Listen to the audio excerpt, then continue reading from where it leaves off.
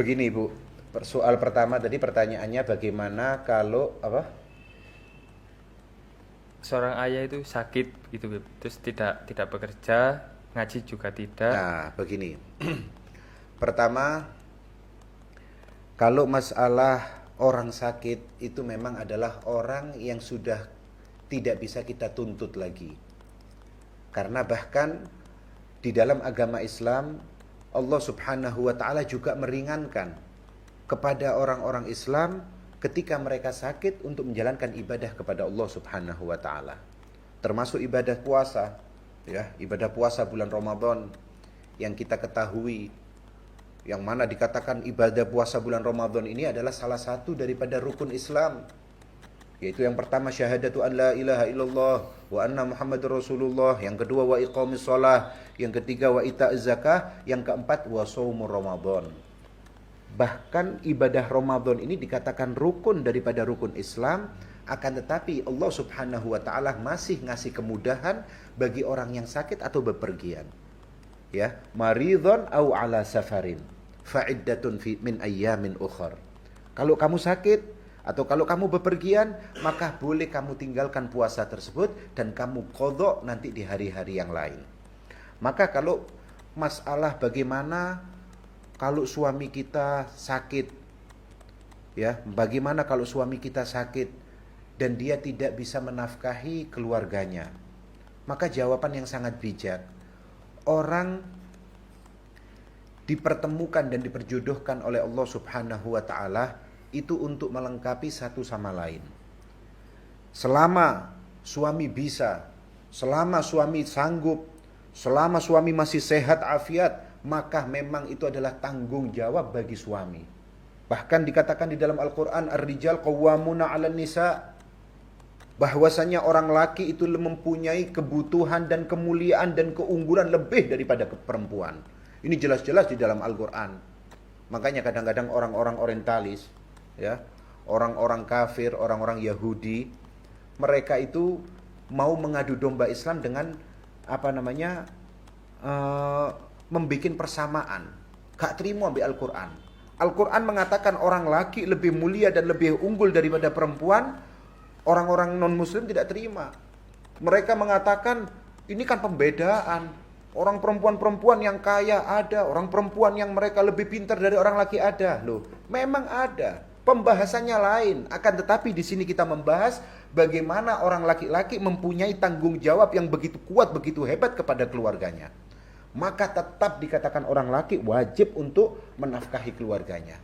Tapi kalau sudah terjadi sesuatu hal yang lain, ketika dia lumpuh, ketika dia stroke, ketika dia sudah tidak bisa berbuat apa-apa, ya bismillah, seorang istri, jadilah kamu istri yang solehah. Bantulah suamimu, bantulah keluargamu, jadikan keluargamu tetap bisa jaya, makmur, dalam keadaan wutuh, dengan tanpa permasalahan, yaitu sambil sama-sama mikul. Sama-sama mikul. Biyen bapak, saiki bapak loro. Biyen bapak tapi sekarang bapak meninggal. Bapak tidak ada, bagaimana? Ya sudah, tanggungannya ibu. Tanggungannya ibu untuk melakukan hal seperti itu. Nah, masalahnya yang tadi dipertanyakan juga yaitu tapi dia sering meninggalkan sholat. Lah, ini kalau sudah dikatakan masalah meninggalkan sholat, Bu, tidak ada toleransi sama sekali. Ya, saya ingatkan lagi. Kalau masalahnya sudah meninggalkan sholat, tidak ada toleransi sama sekali. Tadi yang saya yang saya jelaskan di dalam pertama daripada pertanyaan ini, Allah Subhanahu wa taala itu mempunyai keringanan-keringanan di dalam menjalankan ibadah kepadanya. Orang sakit tidak apa-apa, tidak poso. Orang bepergian dikatakan tidak apa-apa, tidak puasa. Orang begini dan begitu, Allah mempunyai beberapa kemudahan kecuali sholat. Ingat, semua kemudahan ibadah di dalam Allah Subhanahu wa taala diberikan kepada kita, monggo. Ketika sampean ada udzur, monggo sampean tinggalkan. Tapi sampean ganteni, sampean godok, kecuali sholat. Ya, kecuali sholat.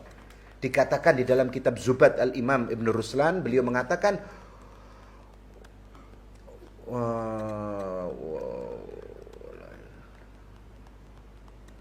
walam yajuz tarkuha liman aqal, ya, walam yajuz tarkuha liman aqal. ukurannya sholat ini dikatakan adalah akal. Selama orang tadi itu mempunyai akal, maka dia wajib sholat. Ketika mereka mampu untuk sholat berdiri, silakan sholat berdiri. Tidak mampu, silakan sholat duduk. Tidak mampu, silahkan sholat terlentang. Tidak mampu, silahkan sholat dengan berbaring. Tidak mampu, silahkan mengisyaratkan dengan mata. Tidak mampu, silahkan mengisyaratkan dengan hati. Maka dikatakan sholat tidak boleh sama sekali untuk ditinggalkan. Dengan alasan apapun. Begini saya tanya balik sama ibu tadi itu. Bapak gak gelem sembahyang, itu bapak ini sekarang UTE akalnya normal atau tidak? Bapak waras atau tidak? Kalau bapak itu waras, maka haram dan kewajiban bagi jenengan bu untuk tetap mengingatkan. Ngamuk jarno ngamuk. Ngamuk jarno ngamuk. Ini hak. Ini kewajiban. Karena ukurannya adalah akal. Mboten beb, bapak sakniki pun beb, bapak sakniki pun pikun. Wong lek ngapunten, lek buang air itu beb sudah didukure kasur itu buang air. Kemudian dijak ngomong itu gak nyambung ya wis. Nah, disinilah baru orang diuzurkan untuk meninggalkan sholat. Jadi ukurannya sholat sampean pegang adalah akal. Loh, awak ini ku mboten kiat napa-napa beb dukure kasur tok, akale waras napa mboten?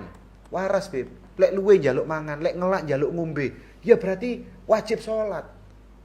Ukurannya sholat adalah akal. Nggih, kados ngoten. Ibu sinten wau? Ibu misterius. Iya, misterius. Niki jawaban damel Ibu misterius wau. Terima kasih, Bu.